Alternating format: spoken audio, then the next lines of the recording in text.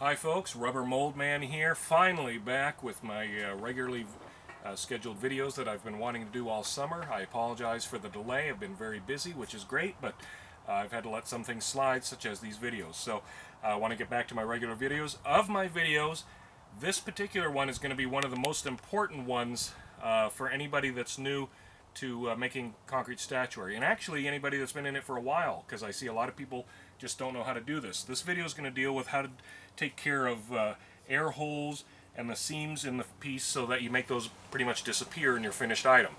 Very important thing so that you can go from having a mediocre looking statue to a beautiful looking statue. So we'll get started on that in just a moment. I just want to take a second to mention that my website, rubbermoldman.com, is active. I have it as basically my online catalog for lots of mold designs, stuff like molds that make this beautiful pelican, and you can't see it, this is the back, but this line here, and a ton of others, and I'm constantly putting new stuff on there. In fact, just this week there'll be more items put on. Also, I want to make it known that I am currently taking a break from selling on eBay. I've been having some issues where customers buy stuff and then immediately open cases, which causes me to have to get those items done first, putting other items further behind, and I don't want that to happen. So I'm trying to take a little break from eBay. I don't know if I'll go back on there. I don't know if it's the right fit for me.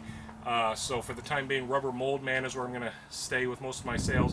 However, if you do want to purchase one of my molds, there are going to be a few on eBay. I'm actually having ones that are already made, ready to go, that were originally going to be for my website, but I've got an eBay consignment seller that said they'll sell them for me. So we're going to try that. I've got molds that are ready made that I've already sent over this week.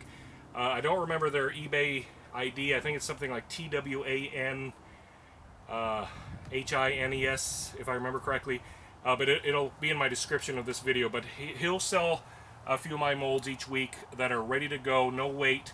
But direct orders will have to be through me and my website if you want to choose what you want and make a nice order. Remember, you order directly from me, you get a better discount. The more you order, the bigger the discount. Okay, enough about that. To the video at hand. How to take care of things like seams for your pieces that have seams, as well as air holes. I don't know how well this will show up, but there's little pinholes up here. Here's the thing to remember, folks. That is normal.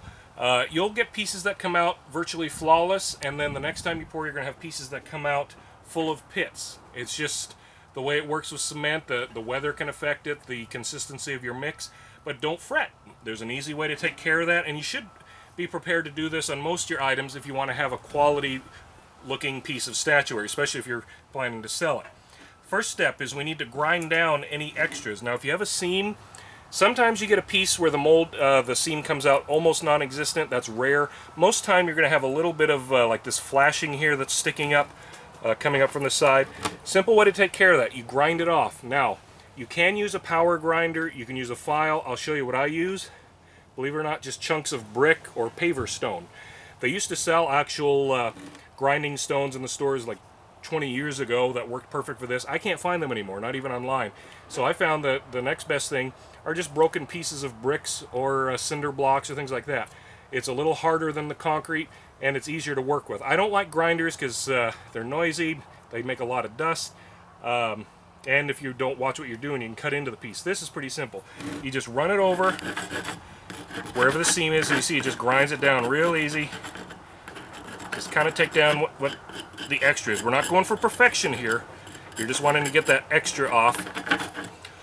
And as you can see, it's already kind of ground down. Kind of come up the back here a little bit up in here in the head.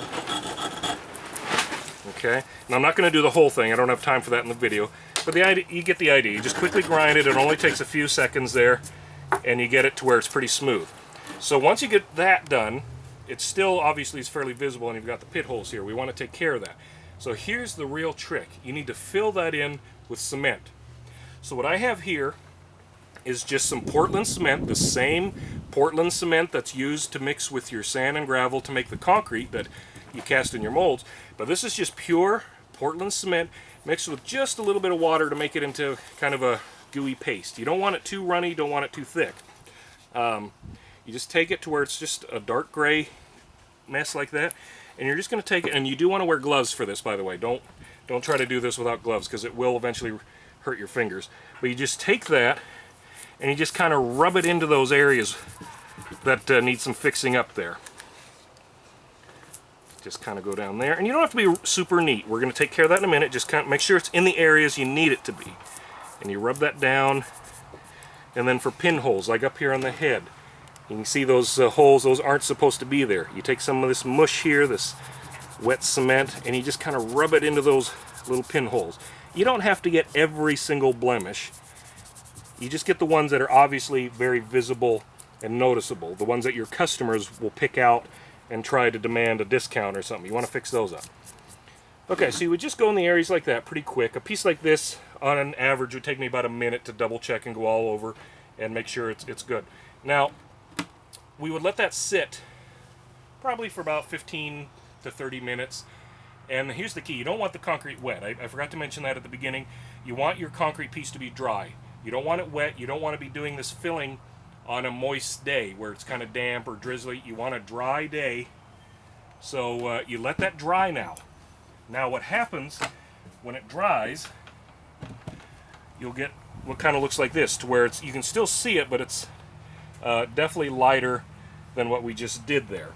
Now, what I said about not having to be too careful, when it's in this state, you can actually brush it off fairly easy. You get a paintbrush and you just brush off the extra. I don't know if you can see there, but that extra is coming off. And you just brush it back and forth, and yes, it makes quite a bit of dust, so I don't recommend doing this on the kitchen table.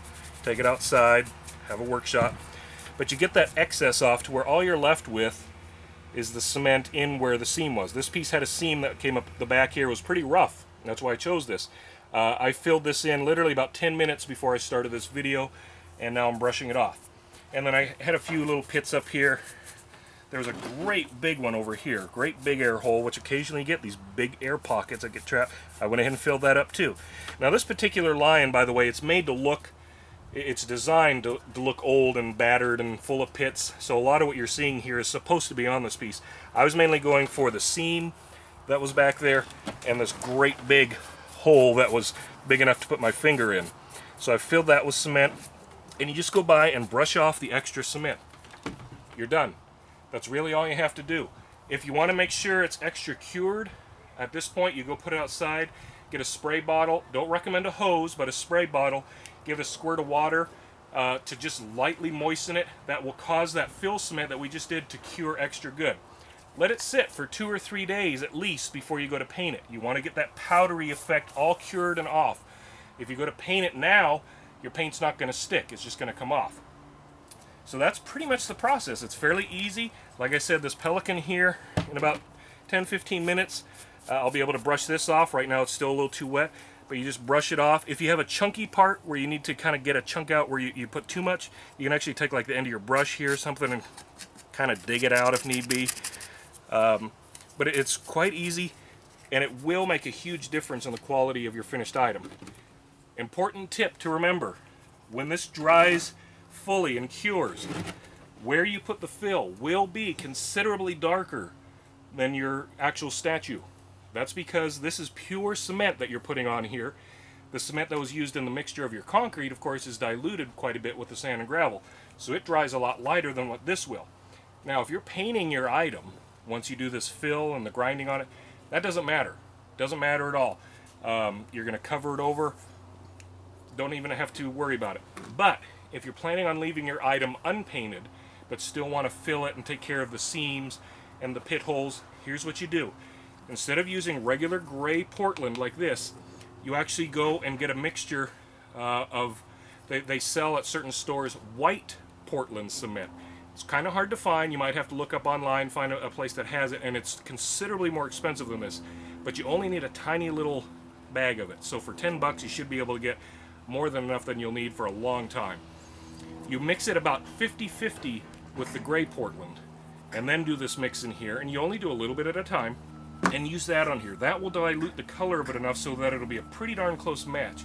Depending on how your mix comes out and the color you get, you might need to work with that mixture a little bit, but generally I find 50-50, it'll end up drying after a couple days to where it's almost the same color as my cement. Other than that, there's really no difference. You can use the pure cement if you're going to paint it, or do the mixture if you're going to leave it unpainted.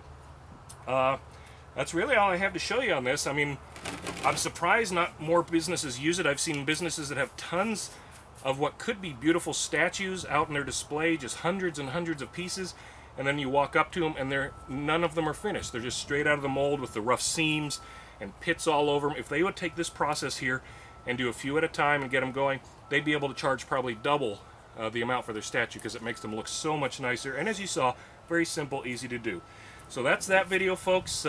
Pretty soon I'll have some more videos coming up. I need to get back to my painting videos. I need to do part 2 on my pelican painting. So I do apologize again for taking so long, but I'm kind of going through some growing pains here with my mold business, trying to incorporate that with my statuary business. And like I said, check me out at rubbermoldman.com. That's my main website, place to contact me. My email for it is rubbermoldman@gmail.com if you have any questions. And don't forget, I'm currently not selling on eBay, but my eBay account's still open. So if you have a purchase you've made on eBay, don't worry, I'm still taking care of those and that. But for any future sales, at least for the time being, they'll have to be through my website or through the consignment seller that's selling just a few ready-made molds on eBay. And all that information will be in my description under this video. So thanks for watching. Make sure to subscribe to keep on top of my future videos, and I hope to see you soon. Bye-bye.